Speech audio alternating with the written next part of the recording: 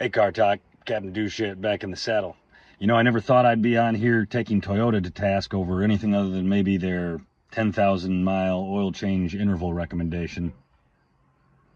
But here I am, and not only do I have some harsh words for Toyota, but I'm here to make a commitment to myself and all you viewers out there that moving forward, unless I have no other choice, I'm not going to be buying any new vehicles from any manufacturer. In fact, probably the newest car I'm willing to buy from here on out is going to be like 2007. And that's because drive-by-wire, CAN bus system, all of this crap that they put in the new vehicles, it doesn't intimidate me. I have a degree in computer networking technology. I know how to code software. I understand how it works. But they're using it wrong. They're using it like idiots, and I'm pretty tired of it. Let me tell you a quick story. When I was on my way back from up north vacation this summer, towing my buddy's trailer in this 2021 Tacoma, we had a little issue where we were stranded for a few minutes, like 15, 20 minutes on the side of an entrance ramp to I-75 South. Not a very safe place to be, not a very good situation to be in. And after it was all said and done, let me tell you what caused this. It was because I have some damage on my left rear quarter panel and taillight housing from a little fender bender several months ago, and it still hasn't been fixed because that quarter panel is on back order still. It's been on back order for months and months and months now, and that cracked taillight lens, it caused us a little issue.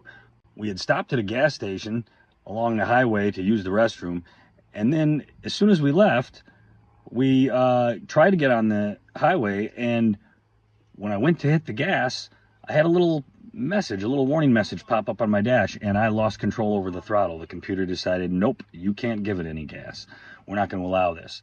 And this is why. Because the computer thought I was pressing the brake pedal and the gas pedal simultaneously. Now, first of all, what's wrong with that? Why can't I do that? You don't want me to brake torque? I mean, I'm not planning on it, but still, it's mine. I bought it. I should be allowed to use it how I want, whether that's abusive to the machine or not. It's mine. That cracked taillight lens built up enough moisture in it while I was on vacation, because where I park on vacation is constantly shaded all day. So there was no sun to evaporate the dew and the rain and the moisture that would get into the taillight lens. When I'm at home, that's not true. Always parked in the sun, no shade for this truck. So it stayed dry enough. But while I was up north, that taillight lens filled up with water, and on the way home, it rained a little bit, and that was just too much for it. And it shorted out the tail lights to the brake lights. So therefore, every time the headlights or tail lights were on, the brake lights were on. They got power. Now that tells the computer he's pressing the brake pedal, even though I wasn't. So, even though my engine worked fine, my transmission worked fine, my brakes worked fine, my suspension worked fine, everything from a physical, mechanical standpoint, everything was functional and safe to drive, my computer, or rather, the software engineers that work for Toyota, decided if his brake lights are stuck on for any reason, if they're shorted out, if that circuit is shorted out to power for any reason, don't let him drive his car. They think it's safer for somebody to be stranded on the side of a highway or on the side of an entrance ramp for God knows how long than it is just to allow them to drive a fully functioning vehicle whose brake lights are stuck on. Well, I did make it home because we figured it out pretty quickly. After about 15 or 20 minutes of not understanding why the computer thought the brake pedal was being depressed, I discovered that if I turned all my lights off, even though it was dusk, even though I should have my lights on for this drive, if I turned them all off, I'd be able to move again. Of course I did that because I'm not going to stay stranded on the side of the highway, nor am I going to pay $1,000 tow bill to tow my vehicle back to where I live or somewhere near where I live from up north. That's ridiculous.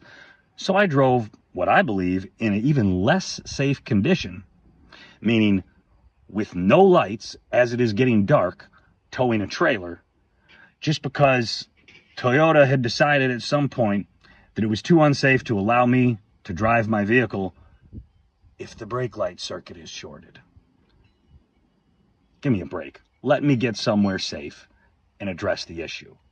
all of this nannying and hand-holding bullshit that has been the thrust of all of the recent technological advances in the automotive space is honestly garbage. It doesn't really make people safer. It puts them in difficult situations left and right, and just the overall quality of these vehicles is going down while the price just skyrockets. Join my boycott, or let me know what you think. I don't know. Just try to buy older used vehicles that are known to be reliable and maintain them. Well, yeah, you gotta do shit, otherwise shit will never get done. God damn.